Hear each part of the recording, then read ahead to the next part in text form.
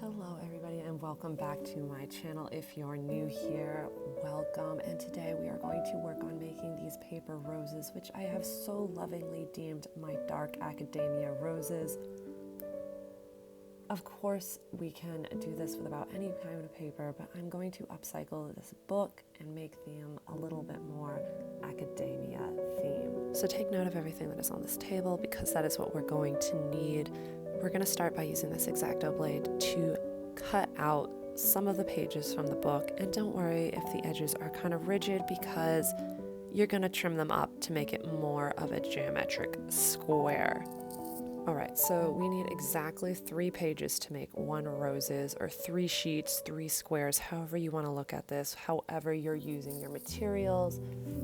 So we're just cutting out 3, and like I said, don't worry if it's stuck because we're going to trim that edge to make it a clean cut, which later down the road doesn't even matter because I burnt the edges of my pages, which I don't show because I got way too anxious and I was afraid I was just going to knock something over, catch the bathroom on fire, you know, but we'll talk about it when we get there. But you could also use ink if you wanted to. This is me just lining them up so I don't have to cut them multiple times. Also, I'm sorry about the lighting here. Obviously, I'm super professional when it comes to my lighting setup by using natural light. So this book is a mass paperback romance novel, and I'm able to make 4-inch squares. So we're going to trim out that edge where we cut it out of the book so it's nice and clean at 4 inches. I'm using my quilting long ruler here. You could use any sort of flat edge, any sort of ruler to cut it. It doesn't really matter. This is just the materials I have. You can see it's just shredding just a little bit off of the edge here. What are we doing here? Oh, this is where I move it out of the direct sunlight so you can kind of see what I'm doing. It's just a little bit better. I'm sorry, I'm not the most professional when it comes to this. If you're anybody, if you're a returning viewer, you know this is how the brain works. This is how we do here. And again, I am trimming off this edge of the paper to make sure that we have a square, not a rectangle. Rectangles do not work. Here we are zooming in so you get a little bit of a better shot of that. There we go, adjust the light, Megan. Perfect. We've got this going on. Good. All right, here we go. Once again, using the straight edge to cut them into squares. I have a scrap bin for these for other projects of using it. And here we go. Here are our 3s. This is what you need for 1 rose. And this is the moment I realized I didn't have the battery charged. So our next step is to fold our squares. Again, you can use any paper. Don't worry about what direction the words are going. If you're upcycling a book, we're going to fold it once into making a triangle.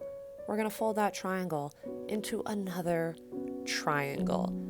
And the first couple of times I did this, I was very anal about making sure all of my lines lined up.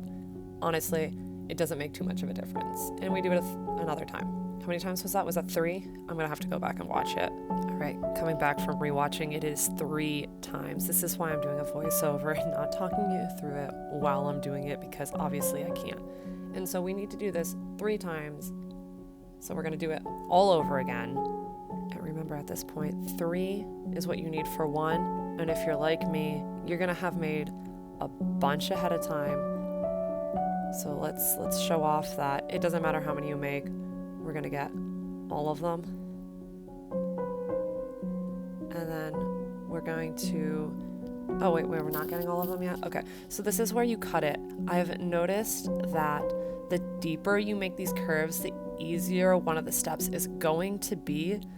So it kind of makes like a little heart. If you've ever made like those snowflakes, it's basically what we're doing. You want your point to be folded in. That's the part you fold it over. And again, I think this is where I got all of them. No, this isn't where we get it. So it looks a little heart. I'm unfolding it here so you can see what it looks like. The deeper you make those curves, the easier it is to curl out the flower petals to make it more. Is this where I dropped all of them in? Indeed, this is where I came back to show you. I made a bunch of them. You can make as many as you want. So now we're going to push them out of the way so we have space to show you what we're going to do next. And we're taking our scraps and putting them in the scrap bin, which is behind the camera because You never know when you're gonna need all those scraps. This is the point where you have an option to make. I don't do it here. I am not singeing my edges on this one, but what we're going to do is we're going to cut one of those folded triangles out. So this creates our biggest and our smallest tier of petals. Then we're going to do it again. We're going to grab another one, and we're going to cut two of those little, I guess they would be triangles, rounded triangles, petals, whatever you want to do. This creates another set of tiers. And then we do it a third time with a larger amount. We're going to cut 3 of our rounded petal triangle things. Again, using only 3 sheets of paper, 3 book pages, whatever you want. That's all you need for the one. And that's where we got this. And here I am arranging them so you can kind of see in size order the different tiers over here. Next, we have a very important step, which I didn't put out initially and I had to go run and find. It is using our dowel. Oh, this is where I realized that you were supposed to singe the edges. This was the point where I was like, if you wanted to make the dark academia burnt edges, this is the point where you're going to gently singe the edges, which I was intending to do, but I stopped. And this is where I walked off camera to do that because I didn't want to set anything on fire. And here I came back so you can see you really just gently use a lighter to burn the edges. You can use ink, but again, I have a fear of flame, so I do it in the bathroom over my sink in case I need to drop it and put it out, because these do catch fire very quickly, being the thin pages. And I just cut them exactly like the first set.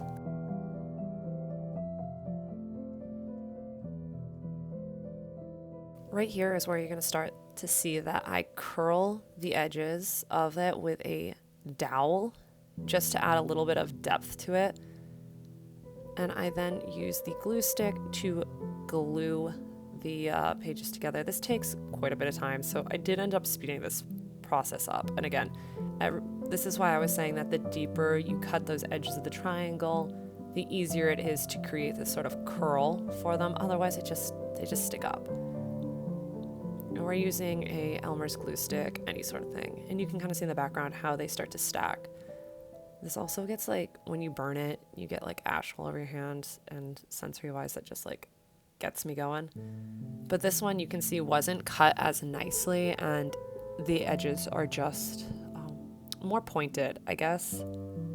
We do it for every single one that we cut, every little petal tier, and we stack it together. And then the center ones we curl up like hot dog, little celebration tube style. And this one I had a hard time gluing and I struggled with it, but it didn't really matter because I was going to hot glue them in place anyway, so this is me just kind of going with it. And here we go, we've got the hot glue gun out, and this is where we're going to glue all of our pieces together.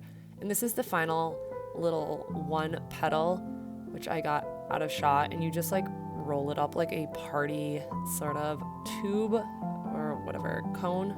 Is that what it is? A cone. Yes, that's the word I'm looking for, a cone.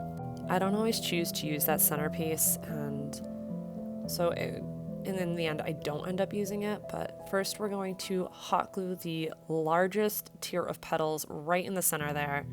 Mindful not to get it on my fingers because you're gonna see me touch it, and I advise you strongly not to do that. And again, you can see that this tier, the petals weren't cut as deep, so it, doesn't look as fluffy and flowy. There's the glue on my fingers, noticing it. Also, because of the hot glue, you have a couple minutes to position your petals so they kind of stagger in a way that looks more organic than them just having tiers on top of each other before it cools. Here's the next tier. Using the hot glue really gives the option of like kind of playing with it while it cools, versus if you were to use liquid glue, you'd have to hold it. And of course you could put a dowel in some of these. I didn't put a dowel in these, but then you have something to like actually put them on. I just like to make them as little things. I don't know, table toppers. I was considering making a wreath out of them. I thought that would be pretty cool because I think these would make a really fun centerpiece or just on top of a bookshelf. Again, here's that one that was giving me, is this the one that was giving me trouble? No. But you can kind of see as they get smaller, they're a little bit more difficult to stack the cones, and I just kind of hold it in place until the hot glue dries. Oh, there we go, glue on my fingers again. This was the one that definitely was giving me problems. So this is the one that was giving me problems throughout the whole thing. So what did I do? Why am I walking away here? Where did I go? I don't know where I just went for a couple of seconds. Oh, to get a hot glue stick. That's what happened. My hot glue ran out of hot glue gun sticks, so we had to get a new stick. And this is the one that I had to like glue up the side because it's the 2-tier petal. So, you know, makers beware. This one might be difficult, or it just might have been this specific piece of paper. There we are, stuffing it in, and you can see it started to unfurl. I didn't like that. So we just kind of wedged it in deeper, just a little bit deeper, moving it around. You can't see that the petals started to unglue themselves when I made the tube or cone. So we're gonna glue up the side. This was an immediate regret. You know, I'm just narrating what we're doing here. Do as I say, not as I do. Here we go, touching the hot glue. This is what I warned you guys about. That's where I glued the project to my finger right there, just slightly. But we're okay with that because we got the flower done. Yeah, we got that done. And then this is where I decided that I didn't want to use the smallest one because I was already angry at that last one. So I'm just gonna rip off some of the hot glue.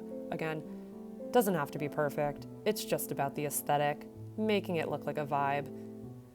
So you can optionally put this in. Sometimes I do. It would just go in there, but I was mad.